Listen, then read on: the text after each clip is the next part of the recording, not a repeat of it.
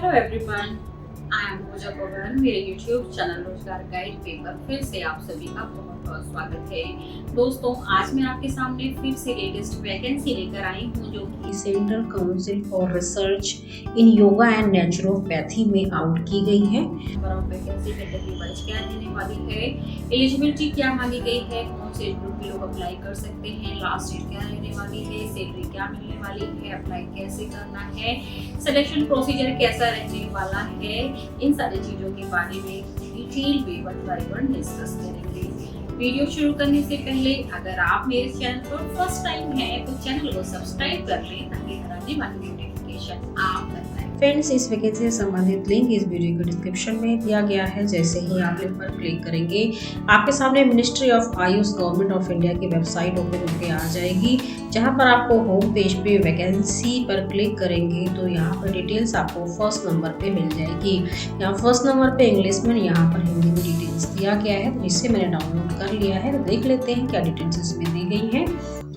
Advertisement number 4-6-2023-24/CCRYN established recruitment second, ये आपका advertisement number है। परमानेंट पोजीशंस की वैकेंसी है। ऑल ओवर इंडिया के कैंडिडेट अप्लाई कर सकते हैं। इससे आप 15 जनवरी से लेकर के 28 फरवरी 2024 तक ऑनलाइन अप्लाई कर सकते हैं। देख लेते हैं पोस्ट में। यहाँ पर research officer yoga and naturopathy में टोटल 10 वैकेंसी है। लेवल 10 की सैलरी है। रिसर्च ऑफिसर न्यूरोफिजियोलॉजी में भी लेवल 10 की सैलरी है। 2 वैकेंसी यहाँ पर दी गई है। रिसर्च ऑफिसर लाइफ साइंसेस में 2 है। क्लिनिकल साइकोलॉजी में भी 2 है। मेडिकल ऑफिसर एलोपैथी में 2 है। स्टैटिकल असिस्टेंट में भी 2 वैकेंसी यहाँ पर दी गई है। 1 से लेकर 5 तक लेवल 10 की सैलरी है। स्टैटिकल असिस्टेंट में लेवल 7 की सैलरी है। असिस्टेंट सेक्शन ऑफिसर में लेवल 7 की सैलरी दी गई है। 2 वैकेंसी है। जूनियर हिंदी ट्रांसलेटर में 2 वैकेंसी है। ऑफिस सुपरिटेंडेंट में भी 2 है। अकाउंटेंट में भी 3 वैकेंसी यहाँ पर दी गई है। तो इन सभी में लेवल 6 की सैलरी है, 6 से लेकर 10 तक। जूनियर स्टेनोग्राफर इंग्लिश में 1 वैकेंसी है।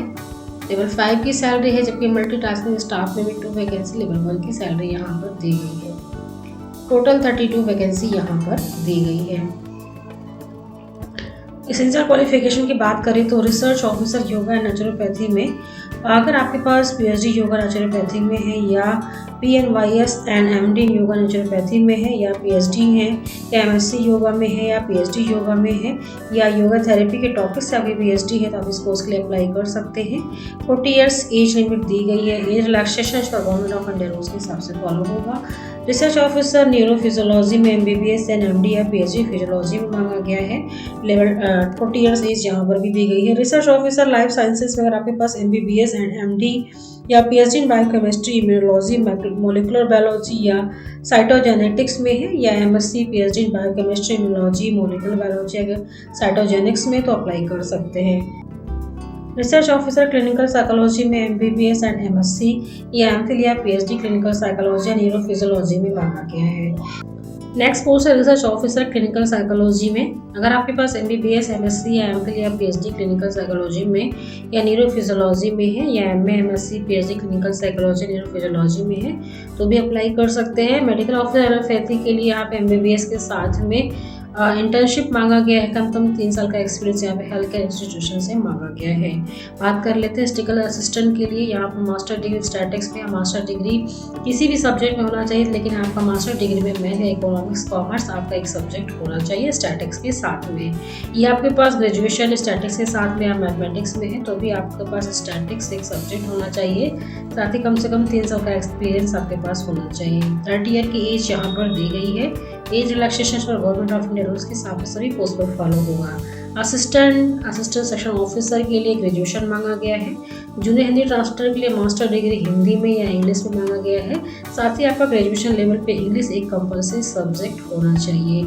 या आपके पास मास्टर डिग्री हिंदी या इंग्लिश में से किसी और सब्जेक्ट में है तो आपका ग्रेजुएशन लेवल पे हिंदी या इंग्लिश एक इलेक्टिव सब्जेक्ट होना चाहिए। इसके अलावा आपके पास डिप्लोमा या certificate translation from Hindi to English and vice versa में होना चाहिए। अगर आपके पास 2 इयर्स का एक्सपीरियंस ट्रांसलेशन वर्क में Hindi to English and vice versa में, तो भी अप्लाई कर सकते हैं। ऑफिस सुपरिटेंडेंट के ग्रेजुएशन के साथ में adequate knowledge of government rules regulations procedures का मांगा गया है। 5 ईयर का एक्सपीरियंस भी यहाँ पर मांगा गया है। अकाउंटेंट में अगर आपके पास बीकॉम है या अदर इक्विवेलेंट डिग्री कोई है तो भी अप्लाई कर सकते हैं, या आपके पास ग्रेजुएशन है तो भी अप्लाई कर सकते हैं। कम से कम 5 ईयर का एक्सपीरियंस एज अकाउंटेंट मांगा गया है। बात कर लेते हैं जूनियर स्टेनोग्राफर इंग्लिश के लिए 10th क्लास पास आउट मांगा गया है। साथ ही आपके पास स्टेनोग्राफी की स्पीड 80 वर्ड पर मिनट होनी चाहिए। टाइपिंग की भी स्पीड यहाँ पर हिंदी इंग्लिश में मांगी गई है। एंड मल्टीटास्किंग स्टाफ के लिए यहाँ पर 10th क्लास पास आउट मांगा गया है। साथ ही आपके पास ability to read write simple English Hindi में होना चाहिए। 25 ईयर की एज यहाँ पर MTS में दी गई है। एग्जामिनेशन फीस यहाँ पर serial number 1 to 5 post number 1 to 5 के लिए 700 की 750 की फीस प्लस 250 की यहाँ पर टेस्ट सेशन का चार्जेस दिया गया, यानी 1000 की फीस आपको पे करनी होगी। एग्जामिनेशन फीस यहाँ पर पोस्ट नंबर 1 to 5 के लिए 1000 की है, जबकि जनरल OBC EWS के लिए फीस है। SC ST OBC PWD ex serviceman के लिए 500 की फीस यहाँ पर पे करनी है। सीरियल नंबर 6 to 12 के लिए 500 की फीस है, जबकि SC ST OBC के लिए सीरियल नंबर 6 to 12 के लिए 250 की फीस आपको यहाँ पर पे करनी होगी। रिटन टेस्ट के बेस पे यहाँ पर सिलेक्शन लिया जाएगा, जिसमें 90 मिनट्स का समय आपको रिटन टेस्ट के लिए दिया जाएगा। And admit card, written test इत्यादि की जानकारी आपको ईमेल के थ्रू दी जाएगी।